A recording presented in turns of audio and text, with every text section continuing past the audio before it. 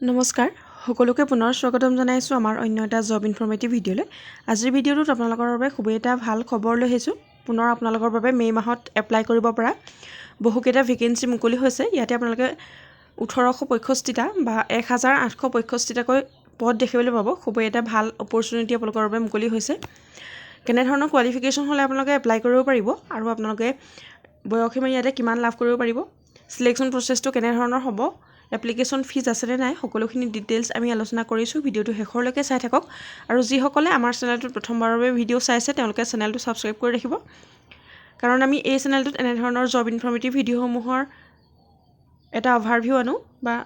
কেনেদৰে আপোনালোকে জবসমূহৰ বাবে এপ্লাই কৰিব পাৰিব যদি আপোনালোক এটা জবৰ বাবে অপেক্ষা কৰি আছে খুবেই এটা ভাল আপোনালোকৰ বাবে প্লেটফৰ্ম হয় আপোনালোকে সকলোৱে চেনেলটো ছাবস্ক্ৰাইব কৰি ৰখাৰ লগতে আমাৰ হোৱাটছএপ চেনেল আৰু টেলিগ্ৰাম চেনেলটো জইন হৈ ল'ব এনেধৰণৰ ইনফৰমেটিভ ভিডিঅ'সমূহ নটিফিকেশ্যন প্ৰতিদিনে লাভ কৰি থাকিবলৈ তেনেহ'লে আহক আমি ভিডিঅ'টো আৰম্ভ কৰোঁ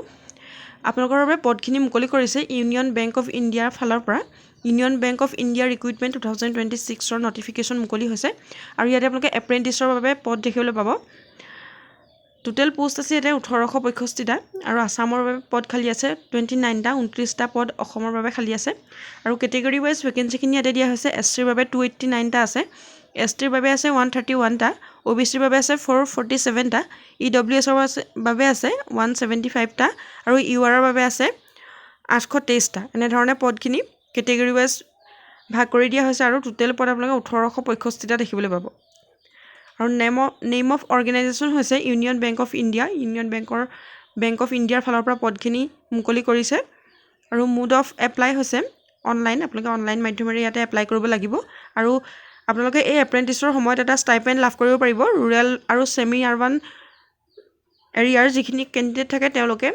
15,000কৈ আপোনালোকে এটা ষ্টাইপেণ্ড লাভ কৰিব পাৰিব আৰু যিখিনি আৰবান এৰিয়াৰ থাকে তেওঁলোকে 18,000 লাভ কৰিব পাৰিব আৰু মেট্ৰ' যিখিনি কেণ্ডিডেট থাকে তেওঁলোকে 20,000কৈ এটা ষ্টাইপেণ্ড লাভ কৰিব পাৰিব খুব এটা ভাল অপৰচুনিটি যদি আপোনালোক ইয়াৰ বাবে এলিজিবল হয় তেনেহ'লে সকলোৱে এপ্লাই কৰিব পাৰিব খুব এটা ভাল ইয়াতে আপোনালোকে বেনিফিটছ লাভ কৰিব পাৰিব আৰু কেনেধৰণৰ এলিজিবিলিটি হ'লে আপোনালোকে এপ্লাই কৰিব পাৰিব সেইখিনি দিয়া হৈছে এজ লিমিটখিনি ইয়াতে দিয়া হৈছে 20 to 28 ইয়াৰ্ছলৈকে আপোনালোকে এপ্লাই কৰিব পাৰিব 20 বছৰৰ পৰা যিসকল 28 বছৰৰ কেণ্ডিডেট আছে তেওঁলোকে এপ্লাই কৰিব পাৰিব জেনেৰেল কেটেগৰীসকলে আৰু ৰিজাৰ্ভ কেটেগৰী কেণ্ডিডেটৰ বাবে ইয়াতে এজৰ ৰিলেক্সেশ্যন দিয়া হৈছে SC ST সকলৰ বাবে 5 বছৰ OBC NCLৰ বাবে 3 বছৰ PWD UR আৰু EWSৰ বাবে 10 বছৰ PWD OBCৰ বাবে 13 বছৰ PWD SC STৰ বাবে 15 বছৰকৈ আপোনালোকে ইয়াতে ৰিলেক্সেশ্যন লাভ কৰিব পাৰিব আৰু ইয়াৰ বাবে আপোনালোকৰ এডুকেশ্যনেল কোৱালিফিকেশ্যন দিয়া হৈছে candidate must be a graduate in any discipline from any institute college or university recognized বা approve by government bodies AICTE or UGC আপোনালোকে গ্ৰেজুৱেট হ'ব লাগিব বা যিকোনো ডিচিপ্লিনত আপোনালোকে যদি ডিগ্ৰী পাছ কৰিছে তেনেহ'লে আপোনালোকে ইয়াতে এপ্লাই কৰিব পাৰিব যিকোনো ইউনিভাৰ্চিটিৰ ফালৰ পৰা UGC ৰিকগনাইজ ইউনিভাৰ্চিটিৰ পৰা যদি আপোনালোকে বেচেলৰ ডিগ্ৰী বা গ্ৰেজুৱেশ্যন লাভ কৰিছে তেনেহ'লে আপোনালোকে এই পদসমূহৰ বাবে এপ্লাই কৰিব পাৰিব এডুকেশ্যনেল কোৱালিফিকেশ্যন ইমানখিনিয়ে বিচাৰিছে ইয়াৰ পাছতে আপোনালোকৰ লোকেল লেংগুৱেজ প্ৰফিচিয়েঞ্চিৰ কথা দিয়া হৈছে যোনটো ষ্টেটত বা যোনটো আপোনালোকে ঠাইত জব লাভ কৰে তাৰ আপোনালোকৰ যিটো লোকেল লেংগুৱেজ থাকে সেই লেংগুৱেজটোৰ ওপৰত আপোনালোকৰ নলেজ থাকিব লাগিব লেংগুৱেজটো আপোনালোকৰ ৰিডিং কৰা ৰাইটিং কৰা স্পিকিং আণ্ডাৰষ্টেণ্ডিং সকলোকেইটা নলেজ আপোনালোকৰ ইয়াতে থাকিব লাগিব তেতিয়াহে আপোনালোক ইয়াৰ বাবে এলিজিবল হ'ব ইয়াৰ পাছতে এপ্লিকেশ্যন ফিজৰ কথা দিয়া হৈছে যিসকল জেনেৰেল আৰু OBC মেল কেণ্ডিডেট আছে তেওঁলোকৰ বাবে 600 টকাকৈ এপ্লিকেশ্যন ফিজ আছে এক্সামিনেশ্যন ফিজৰ এপ্লিকেশ্যন ফিজ আৰু ইণ্টিমেশ্যন ফিজ ইয়াতে 200 দিয়া হৈছে টোটেল ফিজটো ইয়াতে আপোনালোকে 944কৈ দিব লাগিব আৰু যিখিনি জেনেৰেল OBC আৰু ফিমেলছ আছে তেওঁলোকৰ বাবে 400 টকা এক্সামিনেশ্যন ফিজ আছে আৰু ইণ্টিমেশ্যন ফিজ ইয়াতে 200 দিয়া হৈছে টোটেল 708 SC আৰু STৰ বাবে ইয়াতে কোনো ধৰণৰ এক্সামিনেশ্যন ফিজ নাই ইয়াতে আপোনালোকে ইণ্টিমেশ্যন ফিজটো সকলোৱে 200 দিব লাগিব আৰু PWBDৰ বাবেও ইয়াতে এপ্লিকেশ্যন ফিজ নাই ইণ্টিমেশ্যন ফিজটো 200 লাগিব আৰু ট্ৰান্সজেণ্ডাৰৰ কাৰণেও ইয়াতে এপ্লিকেশ্যন ফিজ নাই বা এক্সামিনেশ্যন ফিজ ইয়াতে দিয়া নাই ইণ্টিমেশ্যন ফিজটো সকলোৱে 200কৈ দিব লাগিব এইখিনি আছিল এপ্লিকেশ্যন ফিজ আৰু how to apply for Union Bank of India recruitment আপোনালোকে এই ৰিক্ৰুইটমেণ্টৰ বাবে বা এই এপ্ৰেণ্টিছসমূহৰ বাবে কেনেদৰে এপ্লাই কৰিব পাৰিব সেইখিনি দিয়া হৈছে প্ৰথমতে আপোনালোকে ইয়াৰ যিটো অফিচিয়েল ৱেবছাইট আছে সেইটো ভিজিট কৰিব লাগিব ইউনিয়ন বেংক অফ ইণ্ডিয়াৰ যিটো অফিচিয়েল ৱেবছাইট আছে সেইটো বা ৰিক্ৰুইটমেণ্ট পৰ্টেলটো আপোনালোকে খুলিব লাগিব তাতে গৈ আপোনালোকে ভিজিট কৰাৰ পাছত স্ক্ৰল ডাউন কৰি আপোনালোকে ইম্পৰ্টেণ্ট ৱেব লিংকছত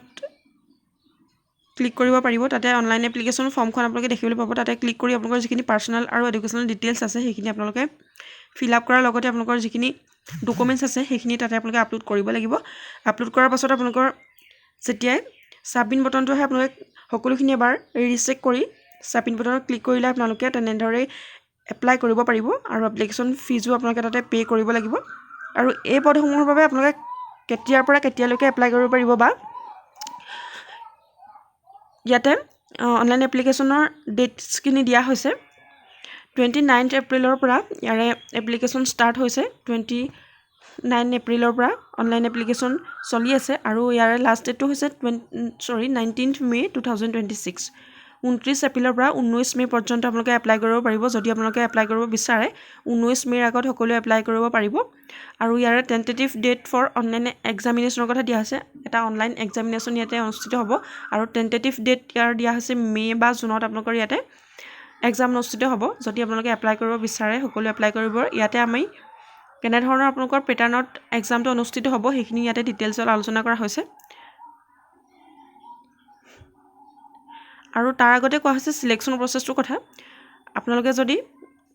ইয়াতে জব লাভ কৰিব বিচাৰে কেনেদৰে আপোনালোকক সিলেক্ট কৰা হ'ব সেইখিনি দিয়া হৈছে প্ৰথমতে আপোনালোকৰ এটা অনলাইন টেষ্ট হ'ব অবজেক্টিভ টাইপ তাতে কুৱেশ্যন থাকিব আৰু তাৰ পাছতে থাকিব প্ৰফিচিয়েঞ্চি টেষ্ট অৰ লোকেল লেংগুৱেজ প্ৰফিচিয়েঞ্চিৰ কথা যিহেতু দিয়া হৈছে ইয়াতে আপোনালোকৰ লেংগুৱেজ প্ৰফিচিয়েঞ্চিৰ বাবে এটা টেষ্ট হ'ব এনেদৰে আপোনালোকক সিলেক্ট কৰা হ'ব প্ৰথমতে অনলাইন টেষ্টৰ কথা দিয়া হৈছে তাতে এনেধৰণৰ সাবজেক্ট থাকিব general or financial awareness general English quantitative and reasoning aptitude computer or subject knowledge and Union Bank of India's products and services এনেধৰণে আপোনালোকৰ এটা এক্সাম অনুষ্ঠিত হ'ব আৰু 60 মিনিটছৰ আপোনালোকৰ ডিউৰেশ্যন থাকিব আৰু তাতে কোনো ধৰণৰ আপোনালোকৰ নিগেটিভ মাৰ্কছ নাথাকিব আৰু সাবজেক্টখিনি ইয়াতে দিয়া হৈছে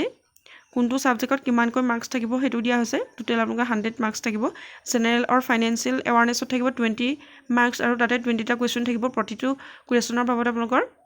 1 মাৰ্ককৈ কেৰি কৰিব জেনাৰেল ইংলিছত থাকিব 20 মাৰ্কছ কোৱান্টিটিভ এণ্ড ৰিজনিং এপ্টিটিউডত থাকিব 20 মাৰ্কছ কম্পিউটাৰ অৰ সাবজেক্ট নলেজত থাকিব 20 মাৰ্ক আৰু বেংক প্ৰডাক্টছ এণ্ড ছাৰ্ভিচেছত থাকিব 20 মাৰ্কছ সকলোতে 20 মাৰ্কছকৈ থাকিব এইকেইটা সাবজেক্টৰ ওপৰত এটা এক্সাম অনুষ্ঠিত হ'ব এনেধৰণে আপোনালোকে এক্সাম দিব লাগিব তাৰ পাছত আপোনালোকৰ প্ৰফিচিয়েঞ্চি টেষ্ট হ'ব এইখিনি আছিলে ডিটেইলছ যদি আপোনালোকে এই ভিডিঅ'টো ভাল পায় বা এই ৰিক্ৰুইটমেণ্টৰ বাবে যদি আপোনালোক আগ্ৰহী হয় সকলোৱে এপ্লাই কৰিব পাৰিব ইয়াৰ যিটো ইউনিয়ন বেংক অফ ইণ্ডিয়াৰ অফিচিয়েল ৱেবছাইট আছে তাতে ভিজিট কৰি আপোনালোকে সকলোখিনি ডিটেইলছ জনাৰ উপৰিও সকলোৱে এপ্লাই কৰিব পাৰিব ভিডিঅ'টো যদি ভাল লাগে এটা লাইক কৰিবলৈ নাপাহৰিব আৰু চেনেলটোলৈ প্ৰথমবাৰৰ বাবে অহাসকলে চেনেলটো ছাবস্ক্ৰাইব কৰি ৰাখিব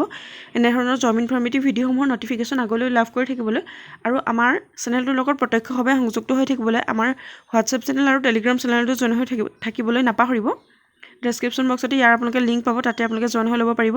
ভিডিঅ'টো শেষলৈকে চাই থকাৰ বাবে বহুত বহুত ধন্যবাদ